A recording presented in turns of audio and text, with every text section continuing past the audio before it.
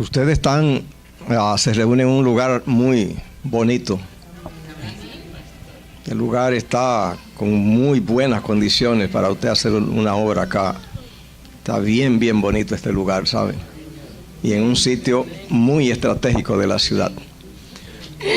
Yo conozco bien la ciudad de Nueva York porque he vivido por 30 años acá. Y esta es un área estratégica de primera magnitud.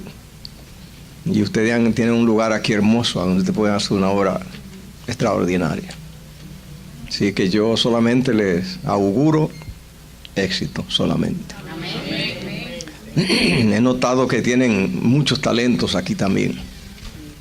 Una iglesia que es joven, pero llena de unos sólidos talentos muy buenos. Tienen una herramienta aquí muy buena para ustedes avanzar. Así que solamente pónganse en la mano de Dios, porque las condiciones para ustedes hacer grandes cosas están dadas. Yo conozco algunas caras acá, otras son nuevas. Así que después que yo pasé 29 años trabajando en el pastorado acá, llegué el momento y me retiré, me fui lejos. Estamos radicados en Houston, Texas, pero vine aquí por asuntos de odontología. Mi odontólogo está acá y siempre vengo. Pero tenía Nueva York como un capítulo ya del pasado que quedó en el récord. Pero cuando he llegado aquí descubrí algo que no sabía, y es que la gente me quiere, recuerda mi trabajo, y encontré que tengo acá pues gente que tenía en mi corazón, pero que no sabía que compartíamos de esa manera. Y ha sido maravilloso, extraordinario, y veo que no es del pasado Nueva York. Y hay todavía mucho para compartir. La gente está muy contenta, feliz, y les tenemos en nuestro corazón. Hice un descubrimiento. Descubrí que la gente amaba y me amaba más que lo que yo había observado.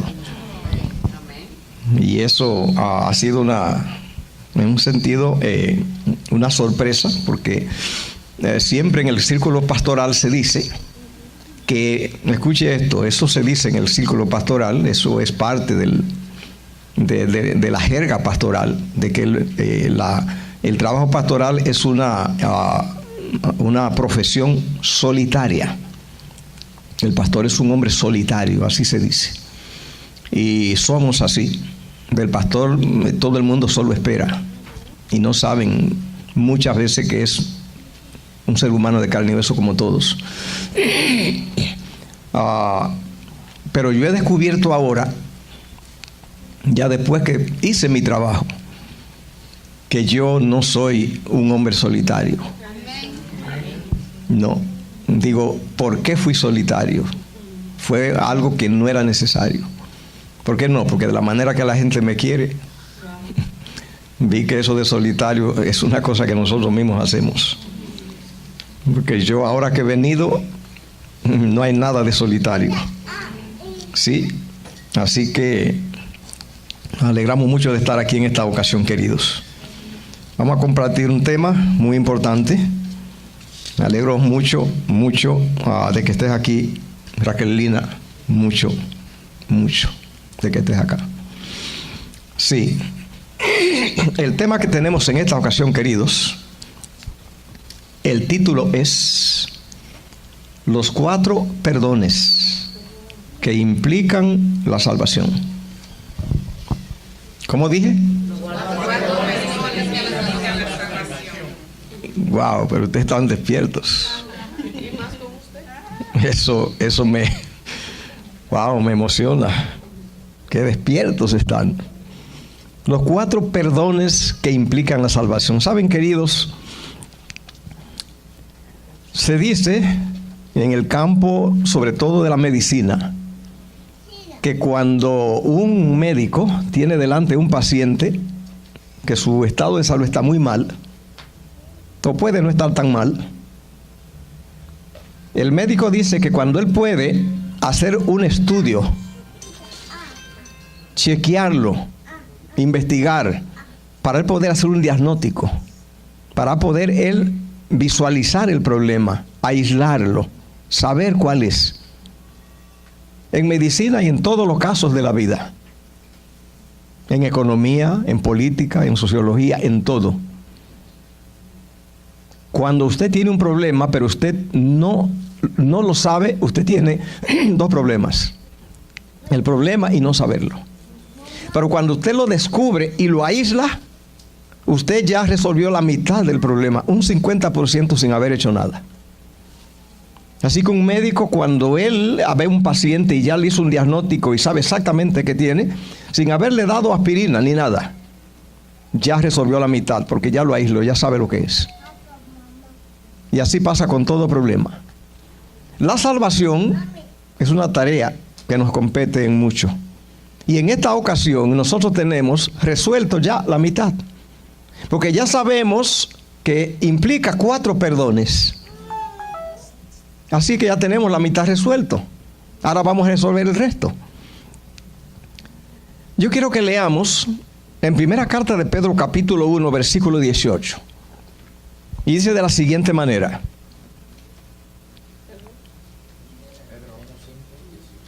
Primera carta de Pedro, 1:18. Sabiendo, dice allí, que fuisteis rescatados de vuestra manera de vivir. ¿Qué es un rescate? Rescate se hace a los rehenes. Un rehén no tiene libertad, no tiene dominio sobre su vida. Cuando alguien está de rehén, hay secuestradores que determinan por usted.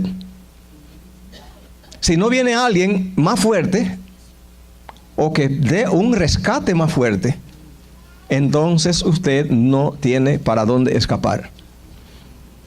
Pero dice el 18, sabiendo que fuiste rescatado de vuestra manera de vivir, la cual recibiste de vuestros padres, no con cosa corruptible de oro y plata, sino con la sangre preciosa de Cristo, como de un cordero sin mancha y sin contaminación, ya destinado desde antes de la fundación del mundo. ¿Cuándo fue destinado el cordero?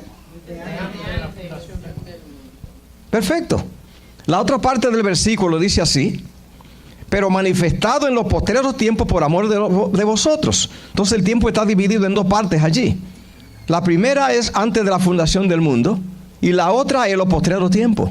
En la Biblia el tiempo está dividido en 2 partes. Uno es antes de la venida de Jesús y la otra es después de la venida de Jesús. Cuando en la Biblia habla estamos en los últimos días, no se engañe, no es como nosotros estamos mirando hoy el gobierno de Donald Trump y la Unión Europea. Ellos dicen, estamos, Pedro, en el último tiempo, o Juan, es hablando que de la cruz para acá es el último tiempo. Así que entonces dice aquí Pedro, dice, manifestado en los postreros tiempos por amor de vosotros. Los postreros tiempos, de Cristo acá, ya es los postreros tiempos. Pero dice allí que el Cordero estaba destinado de antes de la fundación del mundo. Vamos a ver, a abundar más en Apocalipsis capítulo 13, versículo 8, sobre este concepto de aquello que ocurrió allá en el principio. Versículo 8. Apocalipsis 13, 8 dice, la adoraron todos los moradores de la tierra, cuyo nombre no estaba escrito en el libro de la vida del Cordero. Dice que fue inmolado desde la fundación del mundo. ¿Eso es lo que dice? Inmolado desde el principio. Gracias que están bien despiertos. Sí. Inmolado el Cordero desde el principio del mundo. Del principio del mundo hasta la cruz pasaron 40 siglos. Así que tenemos allí algo que está pasando en un periodo de 40 siglos. Del principio del mundo hasta que Cristo viene a la cruz del Calvario pasan 40 siglos. ¿Ve? 40 siglos, 4.000 años. Así que entonces, allí dice que el Cordero es inmolado, dice el principio del mundo. Pero Pedro aquí, en 1 Pedro, capítulo 1 y el versículo 18, nos está diciendo allí que hay algo que pasó, dice, en el principio del mundo. ¿Ve? Allí. Eso es lo que dice allí, en el versículo 20. Manifestado en los postreros tiempos, por amor de vosotros. Apocalipsis 13, 8. Dice que pasó, dice en el principio del mundo, y aquí dice que en los postreros tiempos. Vamos a ver todo ese cuadro. A Dios obrando, dice, todo en nuestro favor. Vamos primeramente a ver qué es lo que pasó en el principio, qué es lo que pasó allí. Vamos a Génesis, el libro de Génesis. En Génesis capítulo 2 y el versículo 15 al 18 dice así. Apocalipsis 2:15 dice: tomó pues Jehová Dios al hombre y lo puso en el huerto de Edén para que lo labrara y lo guardase. Mandó Jehová Dios al hombre diciendo: de todo árbol del huerto podrás comer, mas del árbol de la ciencia del bien y del mal no comerás de él, porque el día que de él comer, ciertamente morirás. Así que no podía comer del árbol del conocimiento de bien y del mal. Recuerde que alguna gente creía que la Biblia decía que había un árbol del bien y del mal, pero sabemos que no, la Biblia no dice eso, no hubo ese árbol, sino hubo un árbol del conocimiento del bien y del mal, no del bien y del mal. O sea, no había árbol del bien y del mal. ¿Está clarito? Sino era del conocimiento del bien y del mal. Eso era lo que era el árbol. ¿Ve? No vamos a hablar de ese árbol ahora, porque vamos a tratar el problema que pasó con el árbol. Pero dice Génesis 3 desde el 1: pero la serpiente era astuta más que todos los animales del campo que Jehová Dios había hecho, la cual dijo a la mujer: con que Dios os ha dicho, no comáis de todo árbol del huerto. Usted nota que esa es una pregunta que se llama una pregunta capciosa. Una pregunta que viene con un ingrediente de sospecha. Dios no dijo que no comieran de todo árbol, dijo que comieran de todo menos de uno. Y ella entonces dice: no de todo árbol. Simplemente es casi lo mismo. Solamente hay un ingrediente para traer conflicto. La mujer respondió a la serpiente: del fruto de los árboles del huerto podemos comer, pero del fruto del árbol que está en medio del huerto, dijo Dios, no comeré de él ni lo tocaré para que no muráis. Entonces la serpiente dijo a la mujer: no moriréis, sino que sabe Dios que el día que de comiere, serán abiertos vuestros ojos, y seréis como Dios, sabiendo el bien y el mal. Vio la mujer que el árbol era bueno para comer, agradable a los ojos, y árbol codiciar para alcanzar la sabiduría, y tomó de su fruto, y comió, y dio también a su marido, el cual comió así como ella.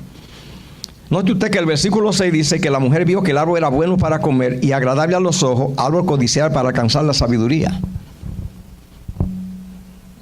Así que ella vio que el árbol era agradable a los ojos, era bueno, era codiciable para alcanzar la sabiduría.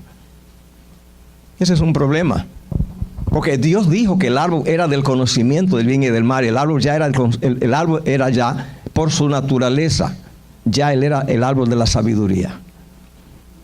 No era comiéndolo que se conseguía la sabiduría, como Satanás logró enredar a Eva: cómelo para que tenga la sabiduría, para que sea como Dios. No, Dios dijo que el árbol era del conocimiento. El árbol por naturaleza era para la sabiduría. No había que comerlo. Fue una trampa. El árbol por su existencia, ya él hacía eso. El asunto es que dice el versículo 7: entonces fueron abiertos los ojos de ambos, conocieron que estaba desnudo. Entonces cosieron hojas de higuera, se hicieron delantales. Oyeron la voz de Jehová Dios que se paseaba en los muertos del área del día. Y el hombre y su mujer se escondieron de la presencia de Jehová Dios en los árboles del huerto. Mas Jehová Dios llamó al hombre y le dijo: ¿dónde estás tú? Y respondió: oí tu voz en el huerto, tuve miedo, porque estaba desnudo y me escondí. Y Dios le dijo: ¿quién te enseñó que estaba desnudo? ¿Has comido del árbol que yo te mandé que no comieses? Ustedes saben que en la Biblia se puede sacar textos y temas infinitamente. Es la palabra de Dios sin límite. Por eso cuando trabajamos con ella, pues tenemos que ir con pinza a decir: bueno, esto es lo que quiero sacar hoy nada más, porque es vastísimo allá, sin límite. Pues hoy con pinza vamos a sacar lo que vamos a tratar ahora en nuestro estudio. Y es este detalle que ocurrió aquí en este relato, en este incidente. Y es que Dios está en la tarde, eso es lo que dice el texto, paseándose, dice allí, por el huerto al aire del día. Ustedes saben que el huerto no fue creado, Dios no lo creó allí. Ustedes saben que la Biblia dice que Dios plantó un huerto en Edén, así que ese sitio allí no era parte de la creación. ¿Sí lo han leído? ¿Saben, sí, que el huerto no fue creado? ¿Sí? ¿Todos saben o no? ¿Todos sabían? Bueno, Yo quiero que entonces vayamos mirando bien todo, porque tenemos que saber bien de qué estamos tratando. ¿Ve? Vamos a ver allí, ¿dónde? Dice allí que Jehová Dios plantó un huerto en Edén. ¿Quién me ayuda a encontrarlo en el capítulo 2? Está en el 8. Jehová Dios plantó un huerto en Edén al oriente. Allí está claro que no es parte de lo que Dios creó en 6 días. Porque Dios en 6 días creó todas las cosas. Pero aquí dice que Jehová plantó un huerto. Así que plantar, ¿qué es? Traerlo de otro sitio. Tenemos que quedar claro que en la tierra había algo que estaba aquí en la tierra, pero que no era de acá. Y es que Dios, al igual que el presidente de los Estados Unidos y los reyes de todos los tiempos, que cuando ellos viajan, ellos llevan su tienda.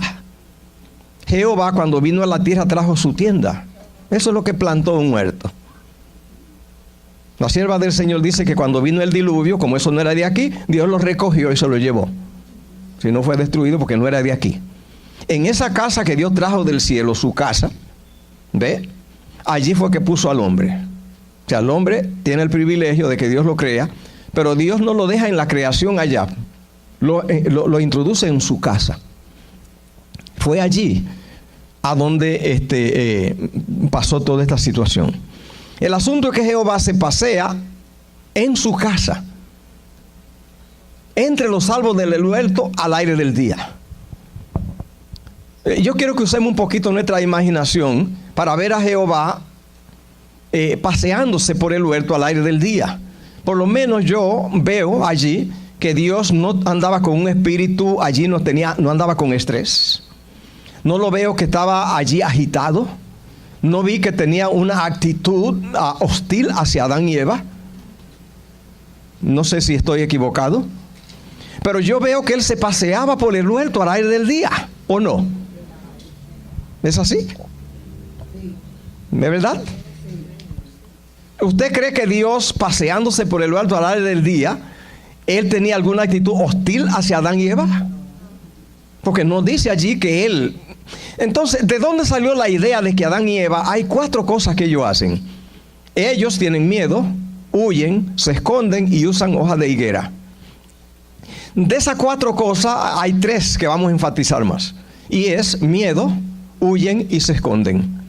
Ahora, ¿cree usted que de la actitud de Dios que se pasea por el huerto al aire del día? Esa es una frase que allí evoca a estar usted muy contento, alegre, disfrutando, ¿no? Allí en ese momento. ¿Hay allí razones para que Adán y Eva tengan esa actitud de miedo, esconderse y huir? Pero eso es lo que pasó. Dice, yo tuve miedo, yo huí, yo me escondí. La pregunta es, ¿por qué Adán y Eva tienen esta actitud? Porque desobedecieron. ¿Cómo? Sentimiento de culpabilidad. Esa frase es muy buena, muy buena. La frase sentimiento de culpabilidad, esa frase es muy buena para nuestro tema. Sentimiento de culpabilidad. Muy buena esa frase, queridos. Escuche bien. Lo que vemos es que Adán y Eva no es de Dios de donde parte la situación. Eso es lo único que queremos aclarar. Porque Jehová, su actitud es que él se pasea en su casa, en el huerto al aire del día. Que esa frase evoca disfrute, alegría, paseándose. De allí en su casa no sale ningún ingrediente, no hay ninguna actitud hostil de acusación que hace que Eva y Adán, ellos tienen miedo, huyen y se esconden. ¿Hasta allí estamos bien? ¿Nos entendemos hasta allí? Perfecto. La hermana dijo que el sentimiento de culpabilidad. Escuche bien esto. Yo quiero hacer una pregunta. ¿Estaban desnudos Adán y Eva ahora?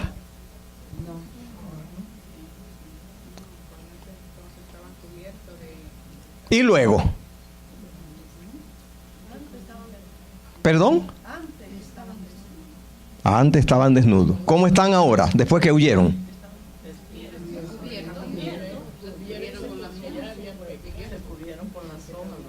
Antes estaban desnudos y ahora están cubiertos con hojas. ¿Todos están de acuerdo con eso? Yo creo que Yeuri no. ¿Tú estás de acuerdo? Bueno, yo digo que estaban cubiertos con hojas de higuera, pero aún así se sentían desnudos. ¿Y cómo estaban antes de las hojas? Estaban cubiertos con el manto de luz. ¿Tú crees que estaban cubiertos antes? Bueno, con la ropa de la luz. Estaban cubiertos antes. Mi pregunta es, ¿cuándo es que están cubiertos y cuándo es que están desnudos? Estaban cubiertos antes. Antes, ajá. Están desnudos. Y ahora están desnudos. Muy importante esa declaración. Ahora estaban desnudos. La hermana también dijo ahorita, dice que fue sentimiento de culpabilidad. Ajá.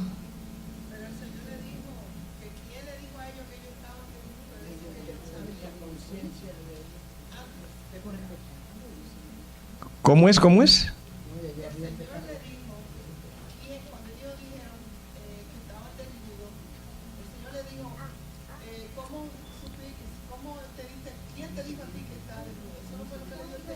Vamos a ver el versículo. Es decir, de que ellos estaban desnudos antes, pero no lo sabían. Bien, vamos a ver el versículo que mencionó la hermana. Dice allí entonces, versículo 9, 3:9. Más Jehová Dios llamó al hombre y le dijo, ¿dónde estás tú? Es decir, Jehová paseándose por el medio del huerto al aire del día, ¿tenía alguna actitud hacia Adán y Eva? No, porque él estaba en lo suyo, estaba paseándose por el huerto al aire del día. La pregunta que hace cuando él le dice, ¿dónde estás tú? Me dice mucho, me dice que él no estaba involucrado en ninguna situación con ellos. Porque ahora le preguntó dónde está, ¿o no? Así que él estaba en otra cosa. Ahora, ¿tenían problemas Adán y Eva? ¿Qué problemas tenían? Desobedecieron y andaban huyendo. ¿Por qué Jehová le pregunta dónde está? ¿Dios sabe todo o no sabe? Sabe. A ver qué le decían. A ver qué le decían. Él sabía dónde estaba. ¿Por qué Dios anda paseándose por el huerto, en medio del huerto, al aire del día, cuando Adán y Eva tienen problemas?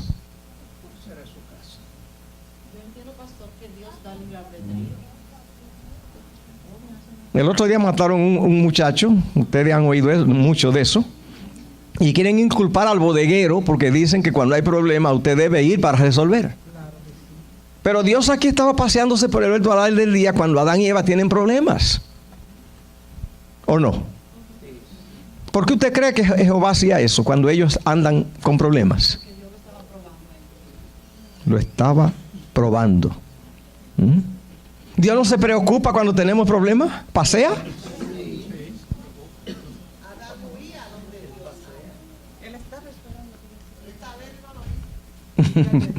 Esta vez no lo hizo.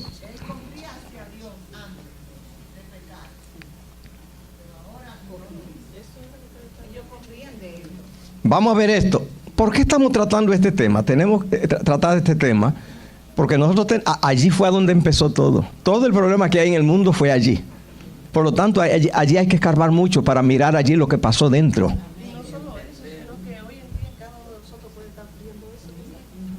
Dice la hermana que hoy puede estar pasando eso. Muy bueno eso. Porque el problema que pasó allí se sigue repitiendo. Y por eso hay que saber lo que pasó. El asunto es que dice allí, oyeron, versículo 8, 3:8, la voz de Jehová Dios que se paseaba en el huerto del huerto al aire del día, y el hombre y su mujer se escondieron de la presencia de Jehová Dios entre los árboles del huerto. Mas Jehová Dios llamó al hombre y le dijo, ¿dónde estás tú? Recuerde bien que de Dios no ha salido ninguna actitud para que ellos corren, tienen miedo y se esconden. Segundo, Dios, mientras eso pasa, se pasea por el huerto a dar del día. Pero hay otra cosa que ocurre, es que Dios, que sabe toda la cosa, le pregunta a ellos dónde están, le pregunta dónde está. Vamos a ver más qué pasa allí, dice allí, versículo 10. Oí tu voz en el huerto, tuve miedo porque estaba desnudo, me escondí. Y dice el 11, dice, ¿quién te enseñó que estaba desnudo? Ustedes saben que en gramática, nosotros conocemos algo de gramática y sabemos lo que es un pronombre personal, Si yo pregunto ¿qué? Yo no estoy tratando a un pronombre personal, estoy hablando de cosas. Si pregunto ¿quién? Sí.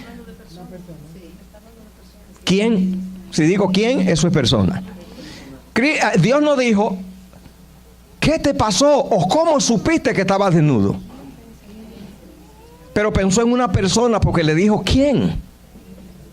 En otras palabras, según Dios, nos avisa que hay otro individuo que está involucrado en la situación. Hay alguien que anda por allí. Ahora la pregunta me dice mucho. Me dice que cuando Adán y Eva dicen que están desnudos, entonces Dios se preocupa porque ellos lo supieron. ¿Sí o no? Es decir, ya vimos que por el sentimiento de culpabilidad y porque ellos pecaron, ellos estaban desnudos. Pero Dios está actuando como si eso no ocurrió. Dios está actuando como si le preocupa que ellos han llegado a saber eso. Y hay que poner asunto cuando Dios habla y Dios le está preguntando, ¿quién te enseñó que estaba desnudo? En otras palabras, mis queridos amigos, Dios no le ha dicho que están desnudos.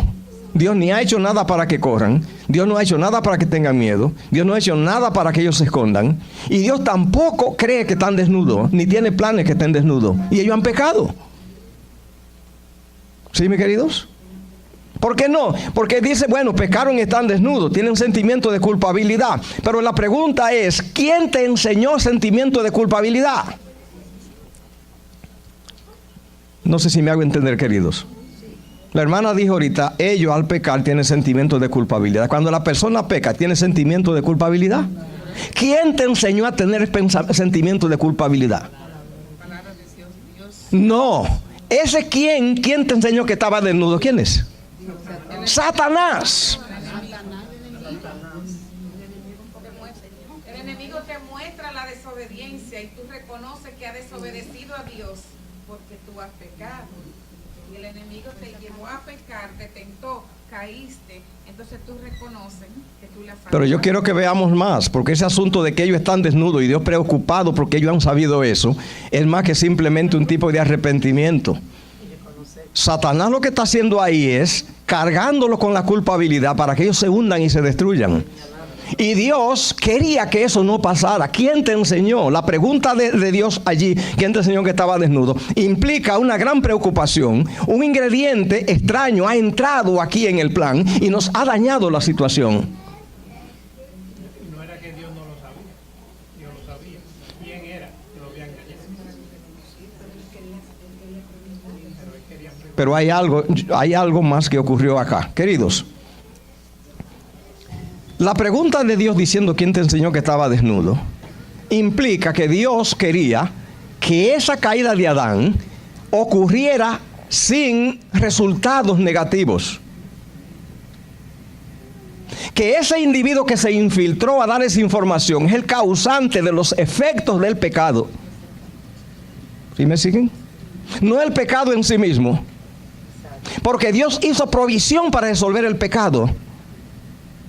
Por lo tanto, el no creer en la provisión que Dios hizo es la que causa miedo, esconderse y huir. Déjame ver si puedo repetir eso. Dios quería que el pecado, la caída, ocurriera sin esos resultados de desastre que han causado.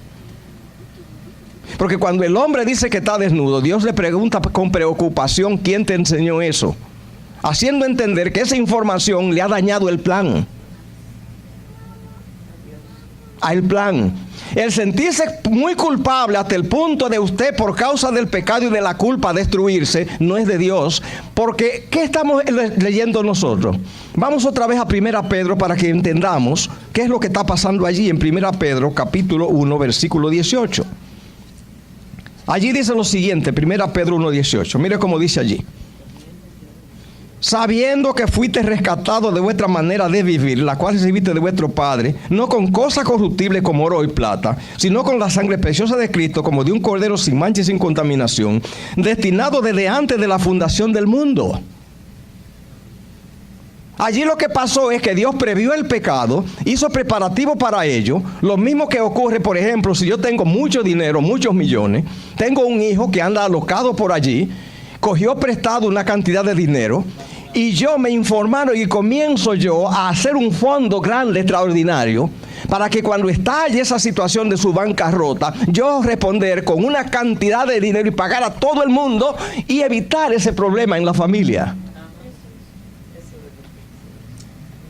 Cuando Dios vio que Adán iban a pecar, tenía dos opciones: o decir, echamos para atrás este plan, o hacemos al hombre y pagamos el precio, porque lo que el hombre implica es tan elevado que vamos a correr el riesgo y a pagar el precio, porque los resultados van a ser rentables. Yo quisiera ver si me hago entender. Usted es tan importante que Dios previó la caída y la perdición, pero cuando miró y vio lo que se saca de usted por la obra que usted representa a través de la sangre de Cristo, dice, vamos a crearlo, a correr el riesgo, a subsanar el problema y a seguir hacia adelante, porque la obra del hombre es tan sublime que vamos a pagar el precio, porque lo que vamos a sacar de él es tan glorioso que él lo amerita y vale la pena. Por lo tanto, cuando se habló de que el hombre iba a pecar, inmediatamente Cristo se presentó y dijo, ¿qué hay que hacer? Lo que hay que hacer es que hay que morir por el hombre. Y Cristo dijo, échenme toda la culpa a mí. Yo cargo con toda la carga, creamos el hombre, pagamos el precio, porque lo que sale de este proyecto es tan grande que amerita, y seguimos adelante. Y en la caída haremos que eso no se note y seguimos hacia adelante. Por lo tanto, el cordero fue inmolado, ¿a dónde? Antes de la caída. Cristo se presentó, Cristo fue sacrificado y hizo el sacrificio antes de la caída. Cuando el hombre pecó, Dios tenía todo resuelto. El daño lo hizo el diablo, que le ha comido la mente al hombre, y lo llena de la culpabilidad y lo pone a huir. Si Dios no quería que pasara eso. Queridos, recuerde que le dije que desde la creación hasta que Cristo viene a la cruz pasan 40 siglos. Vamos a ver el versículo otra vez para que veamos. Primera Pedro 1:20 dice, destinado desde antes de la fundación del mundo, manifestado en los postreros tiempos por amor de vosotros. Dijimos que el tema son 4 perdones. El primer perdón es que Dios hizo así y sacrificó a Cristo antes que el hombre pecara, para que el pecado no tenga implicaciones, que no ocurra problemas, que no pase nada. Satanás, conociendo el plan, entonces viene ahora y envenena la mente del hombre, no para que el hombre reconozca su pecado y se arrepienta. Eso es lo que Dios proveyó. El plan de Satanás no es que usted conozca su pecado y se arrepienta. El plan de Satanás es que usted llegue a creer con respecto al pecado que no tiene solución, que Dios no tiene solución, no tiene planes de bien para usted. Dios no ha resuelto nada.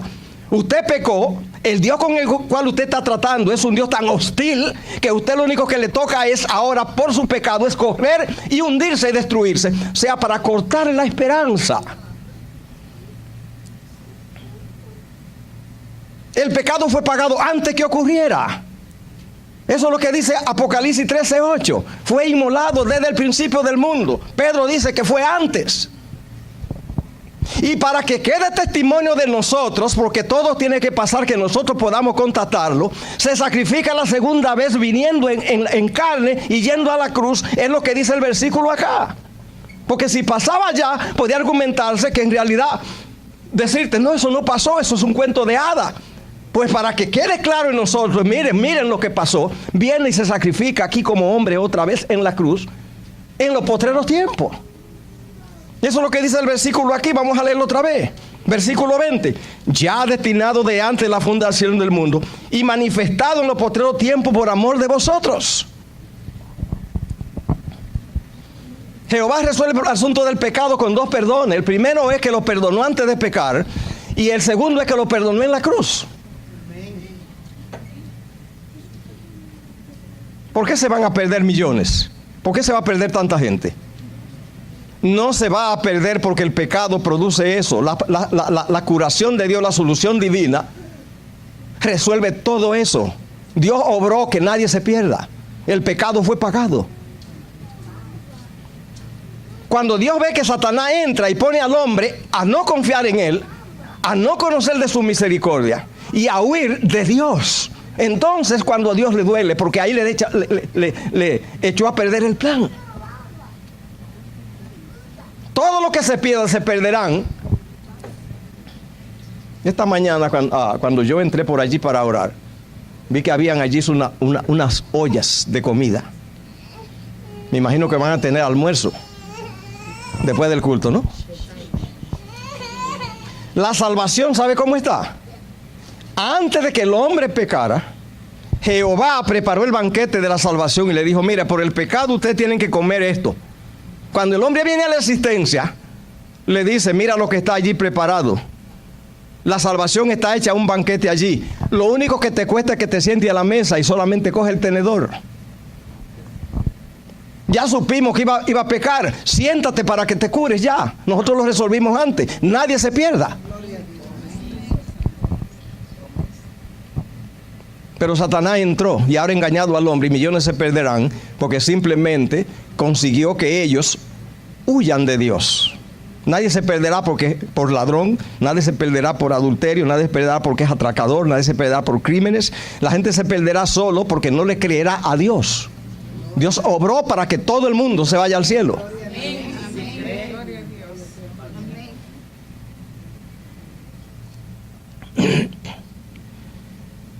Así que cuando Cristo está en la cruz del Calvario, ¿qué hizo Cristo? Dice: oró por los transgresores, dice Isaías 53. Orando por los transgresores. Es el segundo perdón. Si Satanás alguna vez te convence a ti que tu pecado es muy grande, ten cuidado. Porque la pregunta que Dios va a hacer: ¿y quién te enseñó que tú eres malo? ¿Quién te enseñó que tú te has metido en problemas grandes?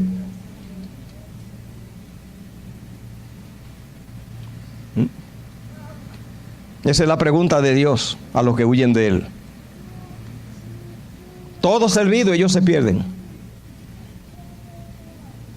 Yo fui a predicar en una ocasión, andaba con mi esposa, y el argumento que pusieron allí es que salvarse es muy difícil. Pero seguir a Dios es muy duro, es muy difícil. Donde la salvación, Dios se ha propuesto Él hacerlo todo.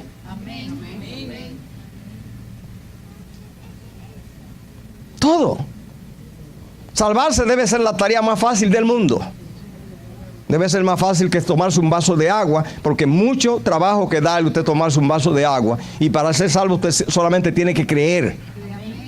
Y eso no cuesta trabajo físico ni mental. Mi pregunta que yo te hago, mi querido, es: ¿tú aceptas la oferta de Dios gratuita para salvación?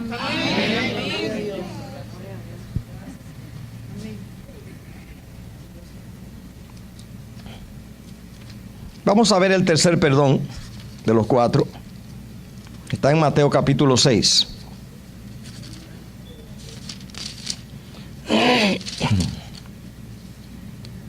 Dice Mateo capítulo 6. Versículo 9 dice así: tercer perdón. Vosotros pues oraréis así: Padre nuestro que estás en los cielos, santificado sea tu nombre. Venga tu reino, sea hecha tu voluntad como en el cielo, así también en la tierra. El pan nuestro de cada día, dánoslo hoy. Perdona nuestra deuda como también nosotros perdonamos a nuestros deudores. ¿Recuerdan el versículo que leímos hoy en la lectura bíblica? ¿Cuánto lo recuerdan? ¿Cuál era? Juan 3:16. Ese es el tercer perdón. El primer perdón es que Dios obró para que la caída fuera resuelta antes de ocurrir. Que cuando viniera se dijera: eso ya se hizo provisión. Ya eso está resuelto. Lo segundo es, pero la humanidad no tenía mucha información, pues Cristo viene entonces y lo presenta, y se presenta y sufre delante de nosotros, por si alguien no estaba informado, que vea que sí que pasó. El tercer perdón es que usted se perdone. Millones de personas que Dios los perdonó se perderán si ellos no se perdonan ellos mismos. Nadie se salvará si no se perdona a sí mismo. Millones de personas se creen tan malos. Otro Satanás lo convencerá que Dios no puede resolver su caso. A otro le dirá que ellos son tan malos que Dios no puede trabajar con su caso. Otro le dirá que ellos ni encajan en el plan de Dios. Otros no tendrán interés en el plan de Dios. Otros no creerán. Todo redunda en que es un perdón que usted tiene que sentarse y aceptarlo. Juan 3:16, ¿qué dice? Cualquiera que en Él cree. Eso es la parte que usted tiene. Si Dios lo perdonó y usted no se perdona, Dios no lo deja pasar. No va. No va. Eso, ¿sabe cómo se llama? Lo que mencionaron hoy. Se llama libre albedrío.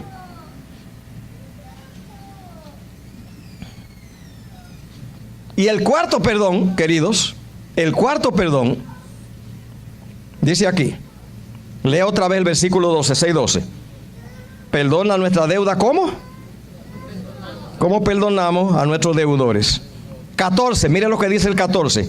Si perdonar a los hombres sus ofensas, o perdonar también vuestro Padre Celestial. Si no perdonar a los hombres sus ofensas, tampoco vuestro Padre perdonará vuestras ofensas.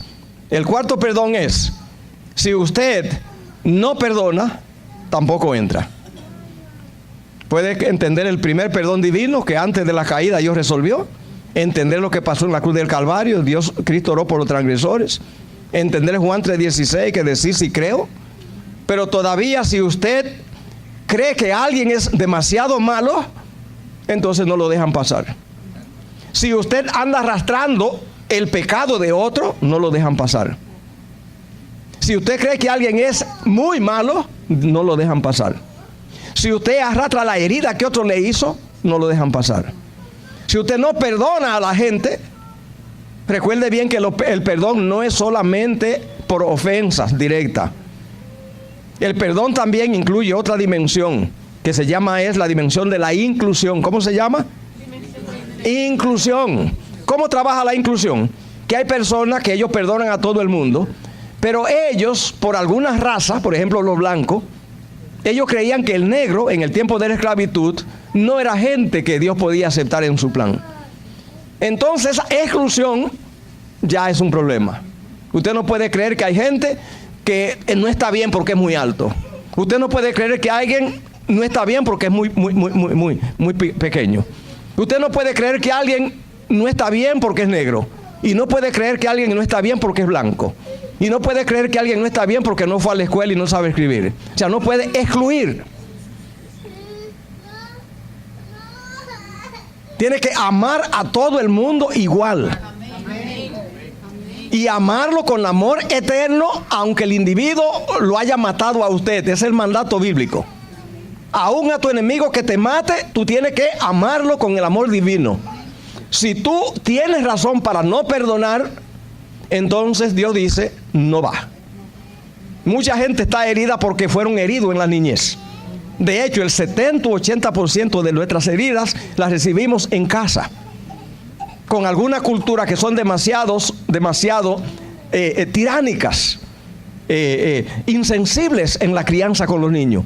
Y se hiere mucho a los niños con la rudeza y la dureza. Hay culturas que hacen pedazos a los niños, buscando que se porten bien, lo destruyen. ¿Ve? Hay otros lugares donde hay demasiado machismo en las culturas. Y los padres son demasiado violentos y demasiado insensibles con sus hijos. Y están demasiado ocupados en el trabajo y lo único que les saben presentar a sus hijos es que le cojan miedo, el terror, porque ellos, con la idea de que los hijos tienen que respetar, lo que siembran es el terror. Y en esa cultura hay mucha gente herida, dañada por la insensibilidad de los padres. Sin embargo, hay que perdonar todo. Usted tiene que saber que el pecado ha venido, ha engañado a mucha gente, no sabemos bien cómo es todo y cometemos errores, y en Cristo usted tiene que perdonar todo.